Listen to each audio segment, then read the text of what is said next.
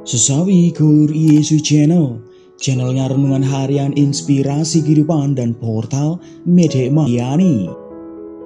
Damai sejahtera bersamamu. Semoga sahabat-sahabatku yang dikasihi oleh Kristus, sobat Kula Muda dan saudara-saudara yang terkasih dalam Kristus Yesus beroleh sukacita, berkat yang melimpah, serta perlindungan dari Bapa. Sahabatku yang dikasihi oleh Kristus, sahabatku yang dikasihi oleh Kristus dimanapun Anda berada, dan saudara-saudara yang terkasih dalam Kristus Yesus, pada kesempatan hari ini sahabatku, kita akan bersama-sama dengarkan firman Tuhan kembali dari Injil Markus bab 2 ayat 1 sampai dengan 12. Mari sahabatku yang dikasihi oleh Kristus, sobat Kula Muda dan saudara-saudara yang terkasih dalam Kristus Yesus, kita siapkan hati dan pikiran kita supaya dengan hikmat sukacita kita boleh dan mau terima firman Tuhan. Sahabatku, Tuhan beserta kita sekarang dan selama-lamanya. Inilah Injil suci menurut Markus. Dimuliakanlah Tuhan. Selang beberapa hari sesudah Yesus datang lagi ke Kapernaum, tersiarlah kabar bahwa ia ada di rumah. Maka datanglah orang-orang berkerumun sehingga tidak ada lagi tempat. Bahkan di muka pintu pun tidak. Sementara ia memberitakan firman kepada mereka, ada orang-orang datang membawa kepadanya seorang lumpuh, digotong oleh 4 orang. Tetapi mereka tidak dapat membawanya kepadanya karena orang banyak itu. Lalu mereka membuka atap yang di atasnya. Sesudah terbuka, mereka menurunkan tilam tempat orang lumpuh itu terbaring. Ketika Yesus melihat iman mereka, berkatalah ia kepada orang lumpuh itu, "Hai anakku, dosamu sudah diampuni." Tetapi di situ ada juga duduk beberapa ahli Taurat. Mereka berpikir dalam hatinya, "Mengapa orang ini berkata begitu? Ia menghujat Allah. Siapa yang dapat mengampuni dosa selain daripada Allah sendiri?"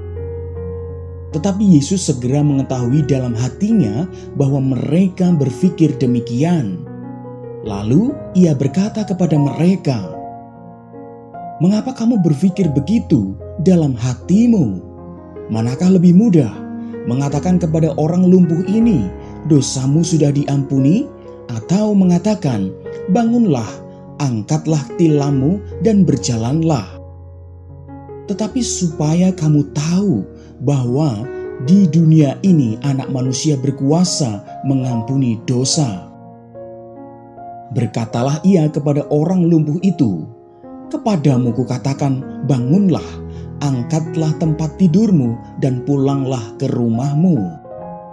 Dan orang itu pun bangun, segera mengangkat tempat tidurnya dan pergi keluar di hadapan orang-orang itu.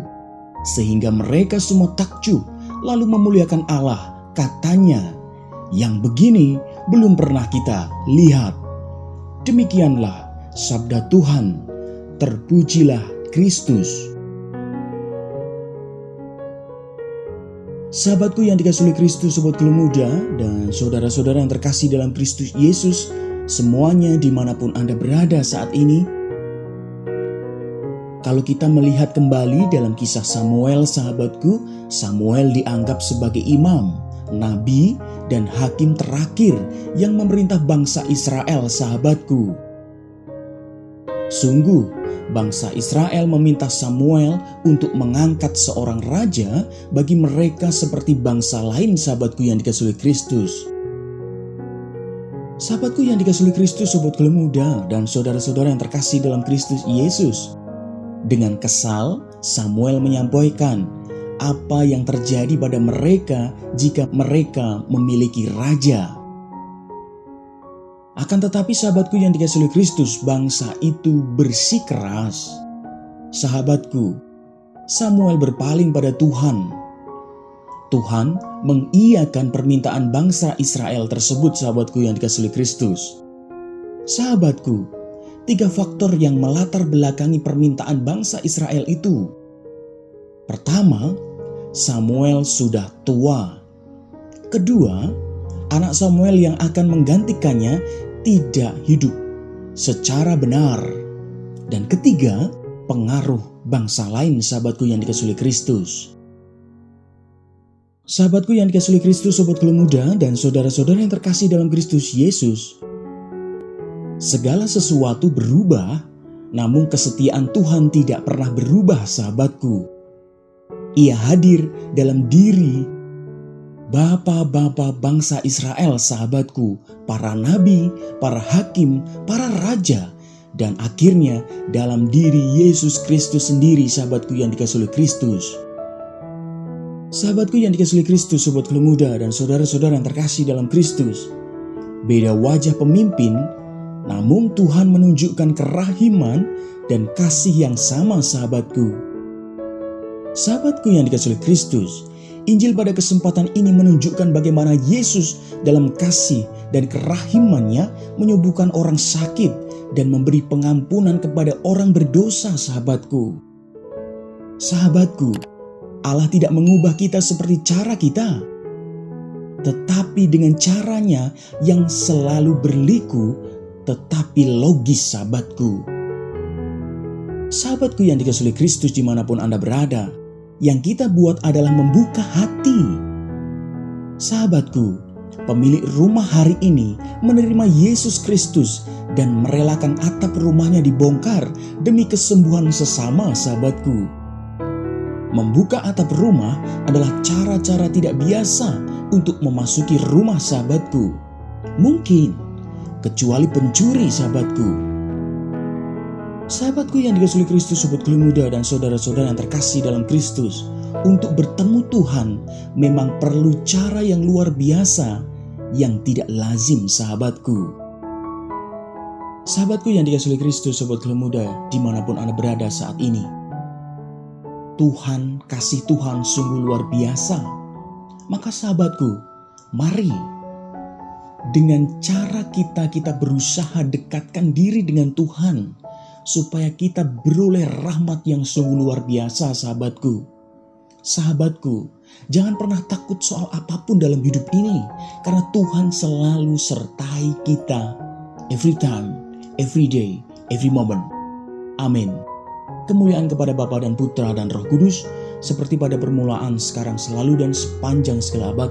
Terpujilah nama Yesus, Maria, dan Santo Yosef, untuk sekarang dan selama-lamanya. Amin. Sahabatku yang dikasihi oleh Kristus, sobat Keluh Muda dan saudara-saudara yang terkasih dalam Kristus, mari kita tutup renungan singkat ini dan mohon berkat dari Tuhan, sahabatku. Dalam nama Bapa dan Putra dan Roh Kudus. Amin. Ya Tuhan, terima kasih atas segala berkat yang boleh kami terima dengan firman ini. Ya Tuhan, bantulah kami untuk menjadi hakim, nabi, dan raja bagi diri kami sendiri agar mampu membuka atap rumah harga diri untuk membantu sesama. Pakailah hidup kami ya Tuhan untuk menjadi sarana firman-Mu yang sungguh hidup dan hidup kami semakin menjadi berkat. Biarlah semua yang terjadi dalam hidup kami ya Tuhan terjadi seturut kehendak-Mu. Amin. Kemuliaan kepada Bapa dan Putra dan Roh Kudus, seperti pada permulaan, sekarang, selalu, dan sepanjang segala abad. Terpujilah nama Yesus, Maria, dan Santo Yosef, untuk sekarang dan selama-lamanya. Amin. Dalam nama Bapa dan Putra dan Roh Kudus. Amin. Sahabatku yang dikasihi oleh Kristus, sobat Keluh Muda dan saudara-saudara yang terkasih dalam Kristus, terima kasih banyak sahabatku, kita sudah mau boleh terima firman Tuhan dan renungkan bersama, sahabatku. Sebarkan video ini supaya banyak orang semakin terima berkat dan terima rahmat sukacita. Banyak orang semakin dipulihkan, banyak orang semakin diteguhkan, banyak orang semakin diberikan kekuatan. Hidup kita semua penuh berkat, hidup kita semua penuh sukacita, hidup kita semua penuh kesejahteraan. Yang gelap diberikan terang, yang buntu diberikan jalan. Sampai jumpa di renungan harian episode selanjutnya. See you later. Bye-bye. Berkah dalam Tuhan memberkati.